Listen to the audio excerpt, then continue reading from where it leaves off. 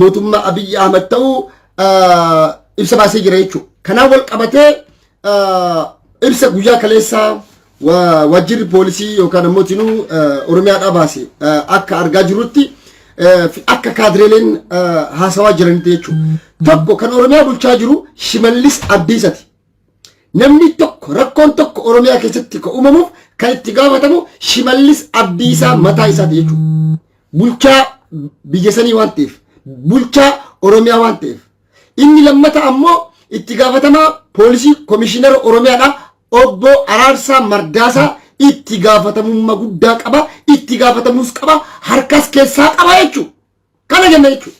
Kanaaf dhugaan yoo funyaan qaban afaaniin yoo afaan qaban funyaaniin dubbatte akkuma jedhan san dhugaa fi haqi Oromoodhaa har'a bahaa jirti jechuudha. Akkasumas obbo Dachaasaa Bitamaa ni beeku. Dachaasaa Bitamaa jechuun itti gaafatamaa waajjira bulchiinsaa fi nageenya mootummaa naannoo Oromiyaati. Jara sadan kanarraa Oromoon bu'uun qabu. Abadan never ever ever. Yaadadhaa Oromoo. Nuwo gobanaa yaadadhaa gaa jedhee nuudhaame jechuudha. Guyyaa kaleessaa abbootiin gadaa Oromoo kun jumlaadhaan ajjeefaman miidiyaaleen nafxanyaa ETV'n faanaan miidiyaaleen biyyattii keessa jiru cufti ajjeechaa abbootii gadaa Oromoo karrayyuu kana dhoksuudhaaf haaruudhaaf jecha shanitu gocha kana raawwate shanitu gocha kana keessa harka qaba jedhanii miidiyaaleen biyyattiidha guutuun jumlaadhaan Oromoo irratti dhugaa Oromoo haqa abbootii gadaa Oromoo dhoksuudhaaf duula kanan jedhamne banaa turanii jechuudha. Kana na qabadda. Inni lammataa fi inni biraa gocha fakkeenyaaf kaadiree fi shanitti qaban. Har'a ammoo erga dubbiin harkaa baatee harka keessaa qabaachuu Shimallis Abdiisaa, Araarsaa Mardaasaa, obbo Dachaasaa Bitamaa fa'aan harka keessaa qabaachuu beeynaan to'annoo jala poolisii lama oolchine jedhanii ibsa baasan kale. Yaa Oromoo tapha qumaara geemii akkanaa kana wayyaaneeyyuu zamana yaadiguu wayyaanee fayyadne har'as isin fayyadu jechuudha. Dhugaan haqni jirtu baastanii ummata gocha kana raawwate keessattuu itti gaafatamummaa guddaa qaba. Itti gaafatama guddaa qaba seeratti dhiyeessa. Gaafa kana dhugaan abbootii gadaa galti jechuudha. Nuti amma lubbuu isaanii deebisuu osoo hin taane dhugaa isaanii haqa abbootii gadaa Oromoo deebisuu fi qabna jechuudha. Gaafas garaan Oromoo madaan Oromoo illee fayyaa jechuudha. Abadan Oromoo xiiqeeffadhu akka laayyootti ilaalin ibsa miidiyaa irraa guyyaa takka guyyaa lama namni lallabee deemu biraa dabru kanaaf akka laayyootti ilaalina dubbitan. Dubbiin tun dubbii jabduudha jechuudha. Wallagga keessatti addababaayii gubbatti Amaanu'eelii ka ajjeesise ajaja poolisii komishinara Oromiyaatiin ajaja itti gaafatamaa waajjira bulchiinsaa fi nageenya Oromiyaa obbo Dachaasaa Bitamaatiin jechuudha.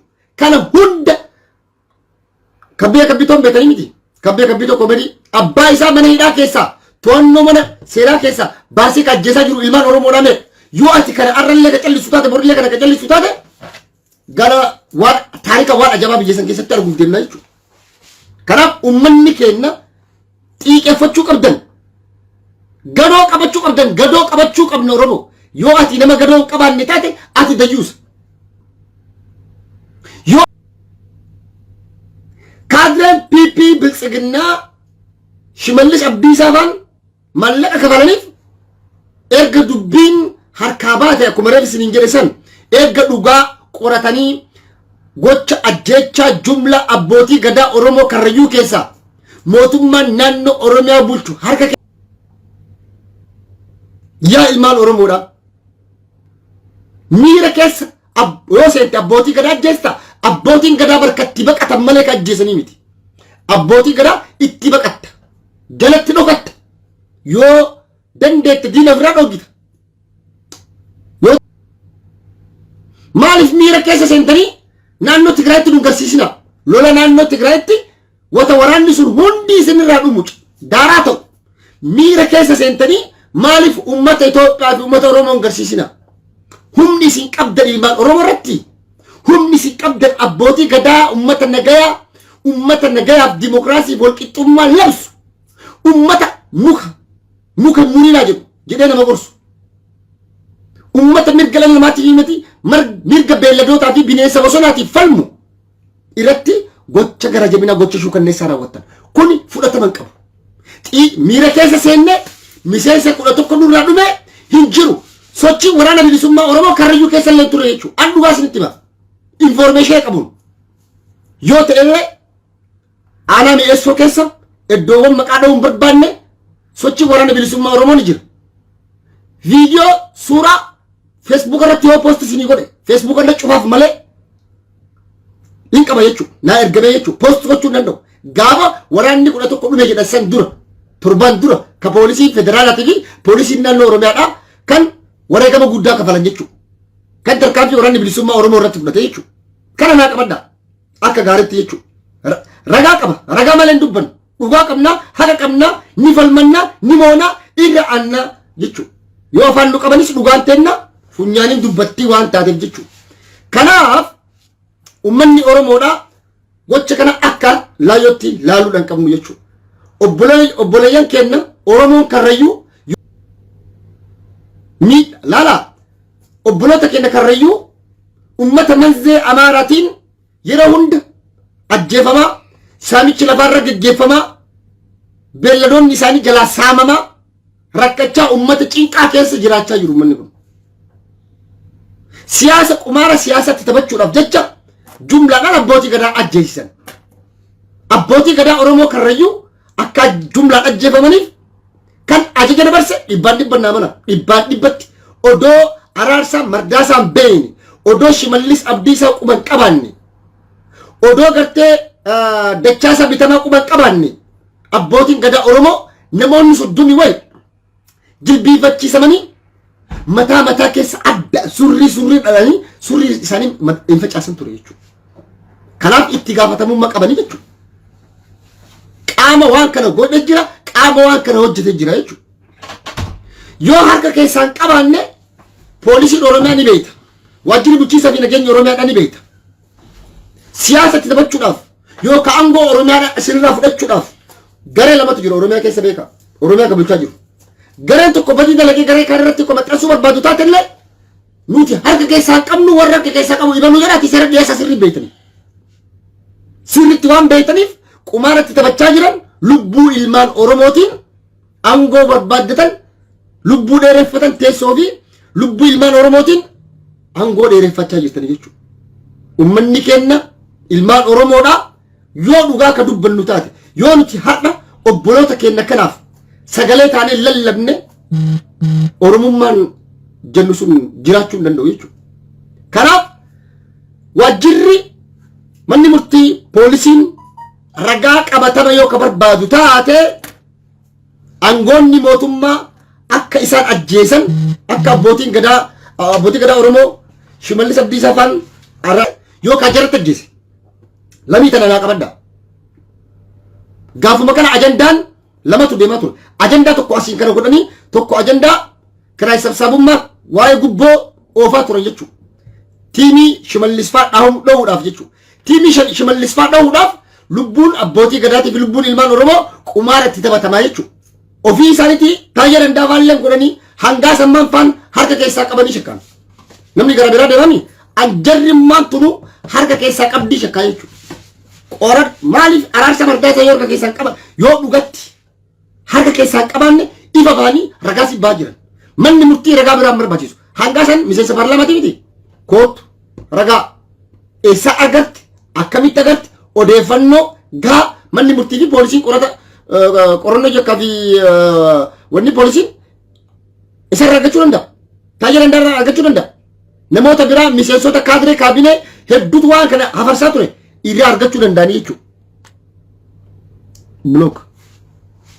Kanaaf ilmaan Oromoodhaa dhugaa isinitti himaa dhagaa.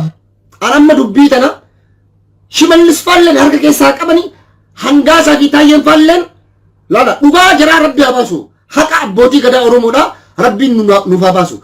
Garuu qumaara namoota lama poolisii lama jedhan kana hin fudhannu fudhatamallee qabu jechuudha.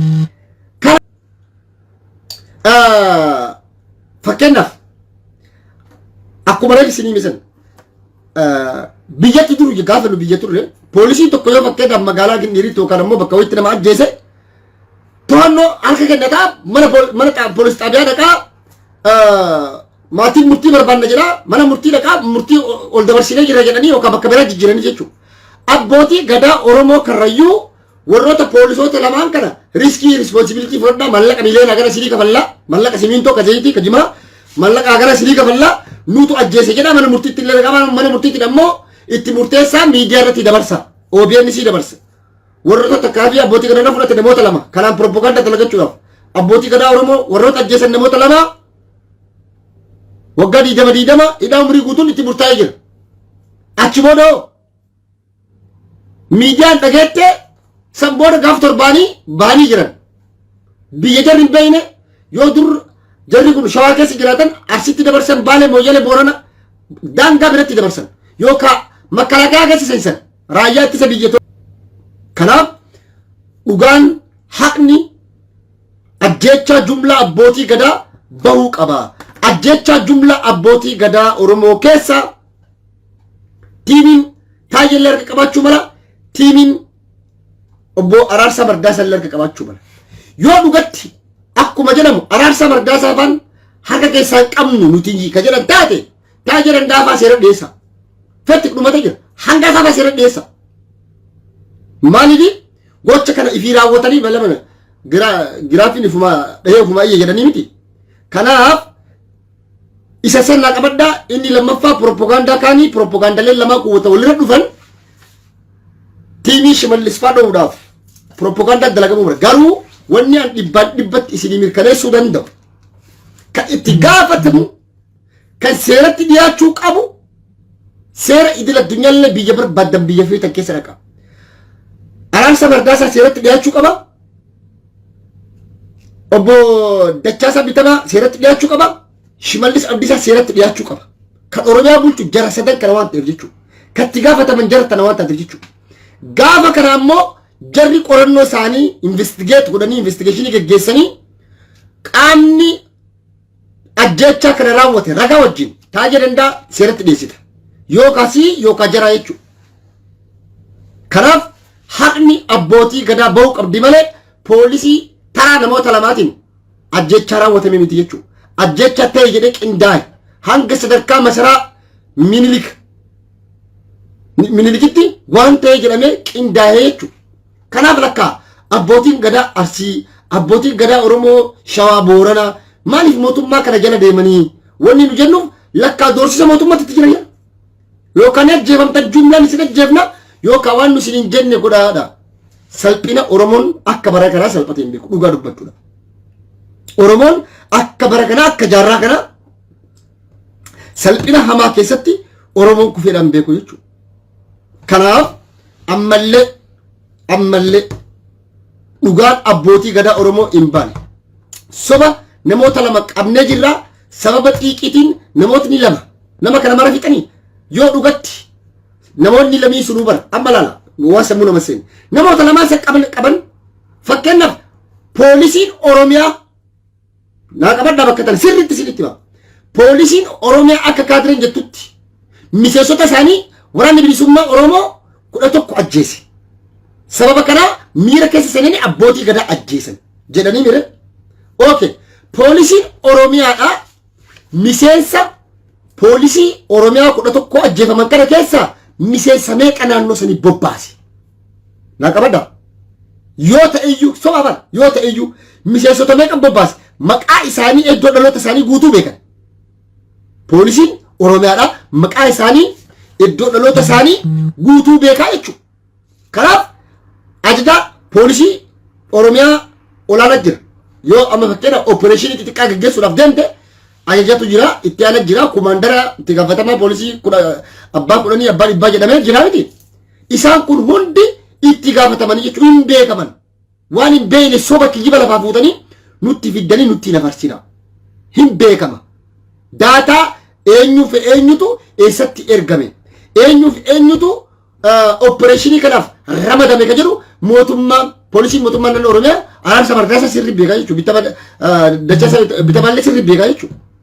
Kanaaf itti gaafatamummaa guddaa ka fudhatu ammallee itti gaafatamaa ajajaa poolisii komishina poolisii Oromiyaatii fi waajjira bulchiinsa nageenyaatii fi pirezidaantii naannoo Oromiyaa Shimallis Abdiisaati. Kanaaf ummanni kenna obboloota kenna karrayyuu kanaaf sagalee ta'uun nurratti dirqamaa jechuudha. Nurratti dirqama jechuudha.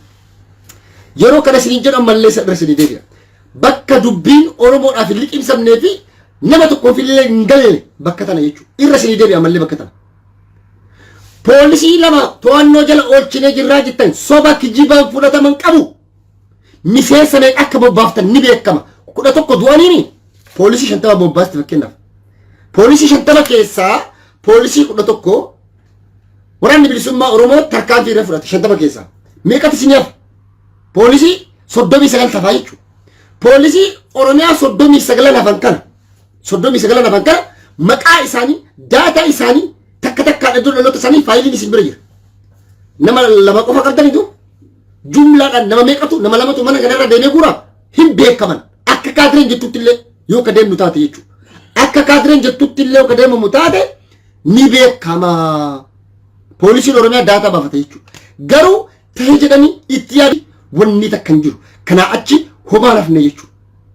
Kanaaf ummanni kenna ilmaan Oromoodhaa obboloota kenna karrayyuu sagalee ta'uu qabna. Abbootii gadaa michillee kan jumlaan ajjeefamaniif sagalee ta'uu qabna. Dirqama Oromummaati kun. Dirqama Oromummaan nutti kenna jechuudha. Nu malee nama biraan qaban. Miidiyaan naftanyaa shanee jedhee iyyaa ture jechuudha. Har'a immoo akka mootummaan naannoo Oromiyaadhaa abbootii gadaa jumlaan ajjeese qaamni mootummaas qaamni gartee mirga dhala namaatiif falmu kama mootummaa ka Itoophiyaa ka Abiyyi xabaqaa bukaattoo ta'ee dhaabbate inni har'a dubbachaa jira jechuudha. Kanaaf dhugaa isaanii haqa isaanii kana baasuu fi isaan kanaaf falmuu qabna. Ajjechaa jumlaa abbootii gadaa Oromoo gocha shukanneessaa gara jabina irra raawwatame kana akka laaftutti laaluu qabnu jechuudha. Dhugaa isaanii haqa isaanii rabbiin nu haa baasu. Dhugaa dubbachuudhaaf sirni kun akka ajjecha kana raawwate maaliin beektaa? Mana xaadaan beektan Boorana keessatti ijoollee xixiqqoo lama mana hidhaa keessaa baasanii xiyyitii 20 mataadhaan ajjeesan. Kan dhaabbatee ajjeesu poolisii Oromiyaati. Ajajaa tokkoon alatti poolisii tokko lafaa ka'ee nama ajjeesu. Never ever. Aangoo si qabutti gaafatamee burqeenxoo seenaa.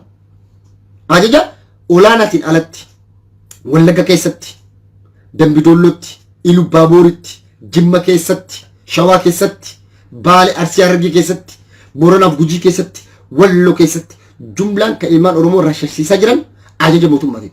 Jumlaan kaayidaa keessa jirulaa keessa baasaa ajjeesamu ka alaa duuba maal isin jennare. Kanaafuu ilmaan Oromoodhaa sirna kana mootummaa kana dhugaa dubbachuuf falmattee hiddaan buqqistu malee nagaa illee argattu imimmaan illee sirraan qorru abadan akkanuma bu'aa jiraata jechuudha. Akkanuma bu'aa ilmaan keetillee dhaalchifta jechuudha. Ilmaan keetillee akkasuma bu'aa atillee akka nu gahaa jennu Oromoo. Never ever. Sirni kun sirna fudhatama qabne, sirni kun sirna yakkamaadha, sirni kun sirna duguggaa sanyii ilmaan Oromoo irratti raawwate, sirni kun sirna gocha shukanneessaa, gocha yakka waraanaa fi gudeeddaa raawwate, sirni kun sirna yakka gurguddaa raawwate mootummoota addunyaatiin barbaadamu silaa biyya sanitti namni isaan himachuu hin danda'u. Kanaaf sirna kana falmuu qabna. Abbootii gadaa Oromoo michilleetiif ilmaan Oromoo biyya alaa jirrus sagalee ta'uu qabna isin jedha. Galatoomaa ulfaadha. Hagaluma isiniif dhaamsa dabarsuu dhufee akka qabxii waan nama haasa'e kana keessaa waan tokko xiqqoollati hubannoo argattan jedheeti. Diraamaa isaan dalagan kun fudhatama qabu. Poolisii lama qabanii qabnee jirra to'annoo jala walchinee jirra. Poolisii taraa 5 fiduu danda'an. Kijibaa nutti maxxansanii si tajjeese jechuu danda'an. Poolisii miskiina mal qaba. Ilmaan hiyyeessaa akkuma deeggarta dhaqanii naannoo Tigraayitti harka kennachaa sababa haadha xiyyaatiif rakkattee akkana namni poolisii ta'u Itoophiyaa keessatti ni beekama. Namni maatiin isaa waa qabu osoo hin taane ilmaan hiyyeessaati. Ilmaan hiyyeessaa immoo fuudhanii waan barbaadan jechuu ni danda'an. Situ ajjeese